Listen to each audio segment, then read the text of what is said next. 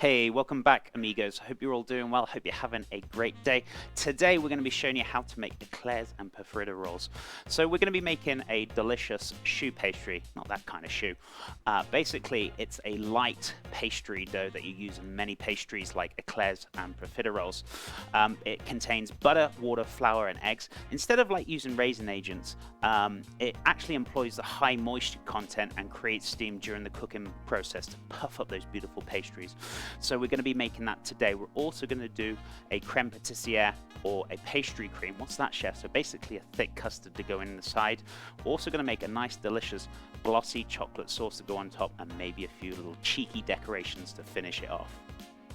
So the first thing we want to do is start weighing out the choux pastry, but before we start doing any of that, we need to turn on the oven. So we need to preheat the oven to about 190 Celsius or 375 Fahrenheit. So let's do that now.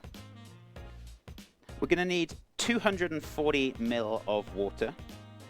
So we're going to need 114 grams of an unsalted butter. Now the reason why I'm cutting it up into cubes is so that they melt quicker and the water's not evaporating for too long once it's boiling. So let's chuck that straight into there. And because we're using unsalted butter, we'll use one cheeky pinch of salt in there as well. So we're going to put the pan onto a medium heat, and we're basically going to bring this up to the boil, and once the butter's melted, we're going to start adding the flour.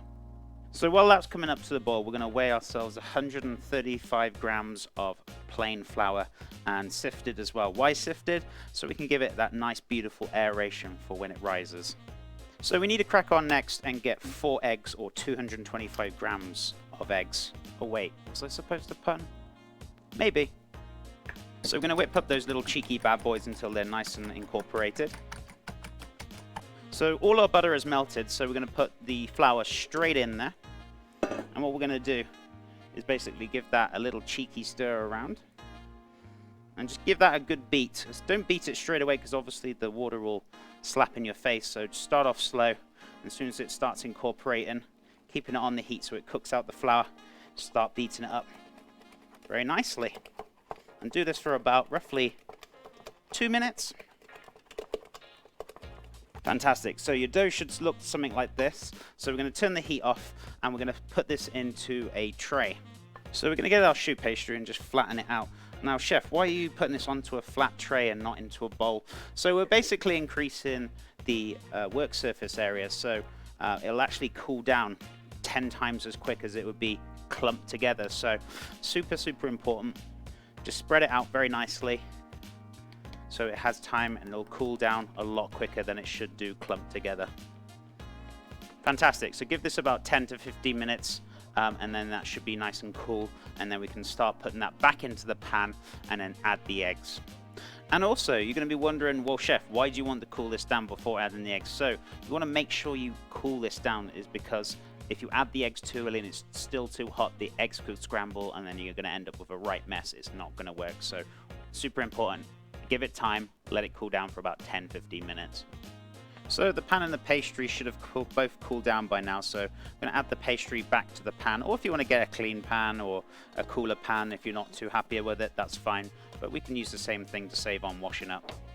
So super important to add the egg little by little, mixing it up. Now as you're mixing it up, you might find that it's not mixing together or you're going to start panicking. Don't worry, it will incorporate into the pastry. It'll look like a right mess, but don't worry, it will mix in. And you're looking for a nice, smooth, glossy consistency, but holding itself together. So being super important, adding that egg little by little. Don't be tempted to add it all at once. You'll make an absolute mess. The egg needs to incorporate little by little into the pastry. And as you can see here, it almost looks like scrambled eggs. But the egg will actually incorporate into the pastry as you keep mixing it. You might not think it will, but it will. As you can see now, it's starting to form together. So some people like to do this on the KitchenAid. The only problem with the paddle and the mixer is you could end up overbeating the pastry and it could end up quite tough. So that's why I prefer to naturally cool it down and also do this by hand. And there it is, amigos, that beautiful, smooth, glossy consistency, and that's what we're looking for. And it's holding together very nicely. It's not dropping, so fantastic, looking good. So we're going to split the mix into two. So we're going to use a large piping nozzle for the eclairs. Oh wait, no, the profiteroles. And we're going to use the fluted nozzle for the eclairs.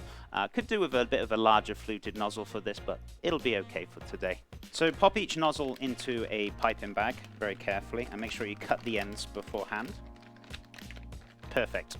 To make your life easier, just pop them into 2 jugs so you got 2 free hands to split the mix. So we're going to put half of the mix into one and the rest of the mix into the other.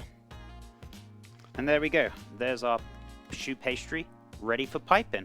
So we're going to need 2 separate trays. I'm going to use silicone mats today. So if you guys want to use parchment paper, just don't forget to dab a little bit of filling on the bottom just so it holds it in place with the parchment so it doesn't fly off the tray when it's cooking.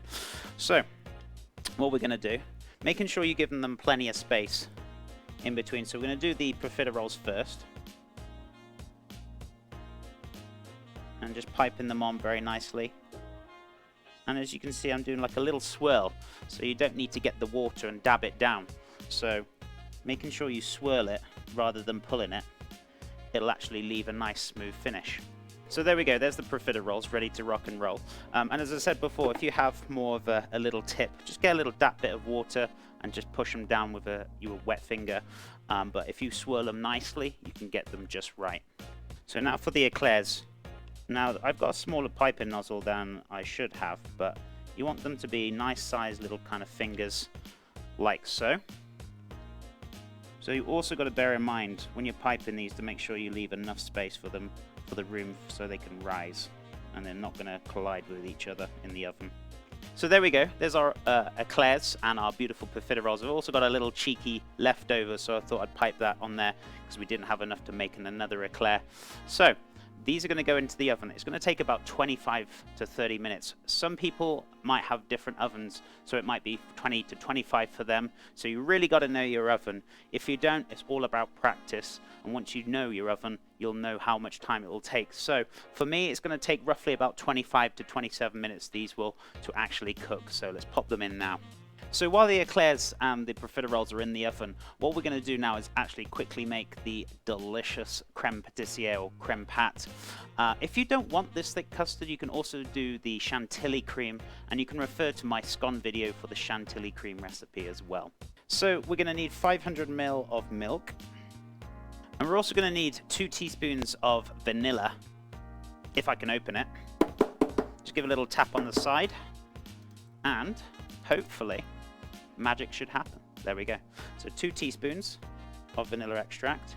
If you got the vanilla pods as well, those would be far better, full of flavor, but they can be a tad expensive. So if you're going to use vanilla pods, just use the one, cut it in half, scrape the pods out, and then put the whole thing in there.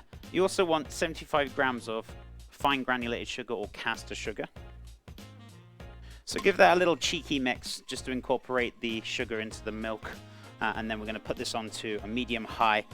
Be careful as well when it comes up to the boil.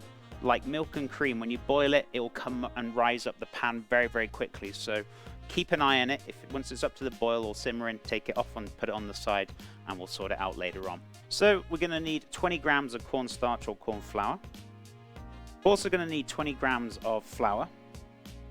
And the reason why we're going to need the flour and the cornstarch, so when the eggs cook out, they're not going to scramble, and this will help it and prevent it from scrambling. It'll turn the eggs, cooking them out, turning the custard nice and creamy. So next, we need 1 whole egg and 3 cheeky egg yolks. And obviously keeping the egg whites so we can use these at a later date for something else. Now, I prefer using my hands for catching the yolks. The reason for it is because if you use the shells, you're more than likely going to pierce them as they're quite jagged. So using your hand, you have more control of making sure that yolk doesn't pierce. So we're going to whisk this up into a nice little cheeky paste. So give that a whisk for about a minute. So there it is. It's our beautiful smooth paste now. So what we're going to do, the milk is coming up to the boil, so let's have a look at that now. So our milk is pretty much simmering. It's just coming up to the boil now, so we can take this off. Fantastic. So what we're going to do very carefully is pour the milk slowly into the mix, egg mix, sorry, and give that a whisk at the same time. So just to kind of hold it into place, put it onto a little rubber mat there, and we're just going to pour this very, very slowly. So just add a little bit to begin with, mixing it in, a little bit more, and then you can pour the rest in just to incorporate. The reason why we want to do it slowly is so we don't incorporate any lumps, and it's all incorporated very nicely.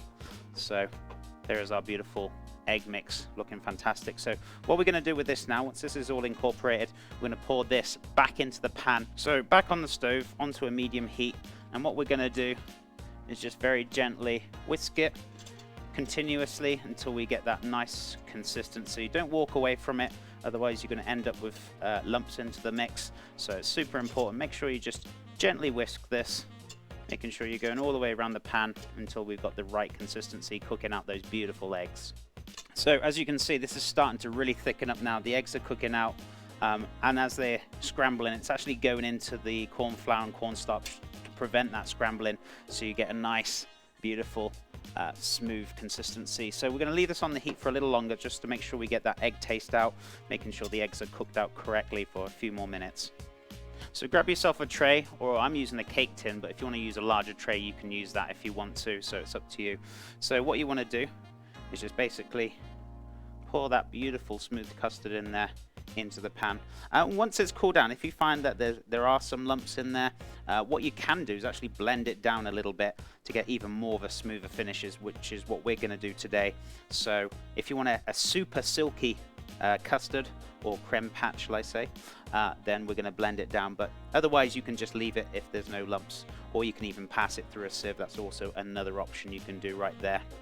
So I'm just going to spread this out a little bit, making sure it's all nice and even. Now, super important, to stop it forming a skin as it's cooling down, you want to either put some parchment paper or even a little touch of cling foam over the top, just to stop it from forming a skin. So just press it down onto the custard very carefully. It will be very hot, so watch your fingers, and then that will stop it from forming a skin. So we'll let that cool down, set it aside, and that'll be good to go for later on. So bearing in mind, if you can't cook the creme patissiere in between cooking the eclairs and the profiteroles, don't worry, leave it till afterwards. Don't rush yourself. If you can't go at my speed, that's fine.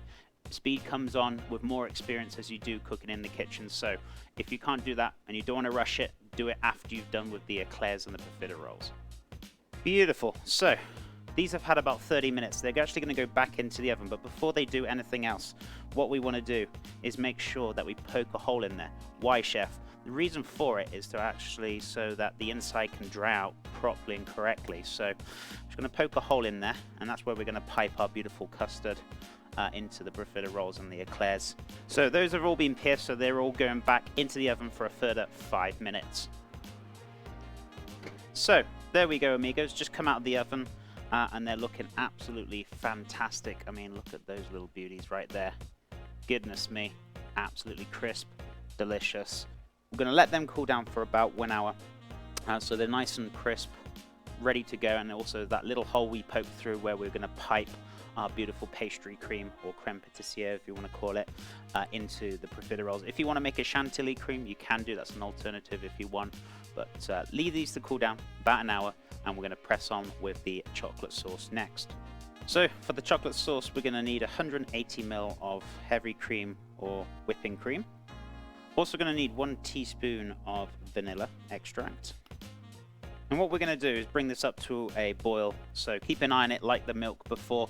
So once it's up to a simmer, we'll take it off, and then we're going to add the chocolate to it. So we're going to go for about 340 grams of chocolate. So I've got milk chocolate today. Now traditionally it's used with dark chocolate, so whichever kind of chocolate you prefer, that's entirely up to you. And also, if the chocolate's a little bit big, what you can do is just either chop them down or just break them down if you want to. So entirely up to you. The cream is done, the butter's melted, so that's good to go. So what we're going to do is pour that beautiful cream mix over the chocolate. Get every last little bit in there. And what we're going to do is just give that a nice little mix round until the chocolate has dissolved very nicely. Now, if this hasn't entirely melted correctly, or there's still bits of chocolate, what you can do is just get yourself a boiling pan of water, or simmering, sorry, and you can just pop that over the top and just finish it off melting down very nicely on top of there. But keep mixing it, be patient with it, and it should dissolve down. So while our chocolate is sorting itself out, we're actually going to blend down the creme patissiere, as I want to get a super nice smooth finish with this. So what we're going to do, we're actually going to hand blend this until it's nice and smooth. So we're just going to give this a nice little cheeky blend down until it's super smooth. So there it is, super silky, super shiny, absolutely fantastic. So we're going to pop this into a piping bag. So I'm using a very fine tip so we don't push too much more of a hole onto the profiteroles or the eclairs. So super important to use a fine tip, and plus because we blended it down, it should be a lot more smoother to push through with the piping nozzle. If it's still a touch lumpy, you can always pass it through a sieve. So without overfilling the piping bag, find the hole in the eclair or profiterole, and what we're going to do is pop it straight in there and then just give it a little cheeky squeeze until it's just filled right up. So fantastic. So once they've filled, we should have the beautiful chocolate glaze ready to go. So we're going to give these a nice little dip now. So what you want to do is just very carefully dip the profiterole or the eclair straight in. You should have a nice little glossy glaze to go on top. So take your time with it, don't rush it, and we can get these all dipped very, very nicely. So there we go, amigos. There's all our chocolate eclairs and profiteroles all coated very nicely. So if you want to add a finishing touch, we're going to add a little touch of white chocolate just to finish it off. I'm going to show you how to do that next. So we got about 40 grams of white chocolate there. So we're just going to let that melt down very nicely. Or you can do that in the microwave, but just be very careful in the microwave you don't burn the chocolate. So while the white chocolate is melting, grab yourself a parchment paper cut into a nice even sized triangle. So what we're going to show, I'm going to show you how to make a little quick cheeky chocolate piping bag. So what we're going to do is basically grab both of the long corners and fold them over. So, and then tuck them all the way around. So you bring them to a point. So you got the point there, and then the two corners were folded over and then wrapped around to here. So what we're going to do is to fold this over now, just to secure it in place. And then what we're going to do is just make like a little cut, or like a square cut, going halfway down, as you can see. And then what you're going to do is just kind of push that over, hold it in place like so, and then you've got yourself a little cheeky piping bag ready to go. So our white chocolate's melted down very nicely, nice and runny, fantastic. So we're going to pop a little bit into the piping bag, and careful you don't overfill it as well. Super important to make sure you only fill it roughly about halfway, otherwise by the time you squeeze and close it, it won't hold together very nicely. So what you want to do is just carefully cut the end very nicely, as I already have, and then you can actually start writing with it. So to finish these off, we're just going to do two nice little lines going across, just to give it that beautiful finish, and then the other way as well. Fantastic, absolutely delightful.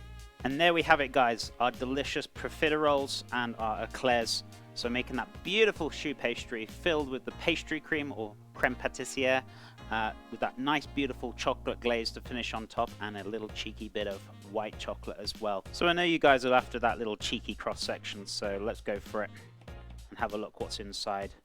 That beautiful profiterole, goodness me, look at that, absolutely fantastic. And then that little cheeky eclair, looking absolutely delicious. Look at that, amigos, absolutely fantastic, beautiful, beautiful texture, goodness me. And hope you're happy with this. I know I am. Let's have a little cheeky try, shall we?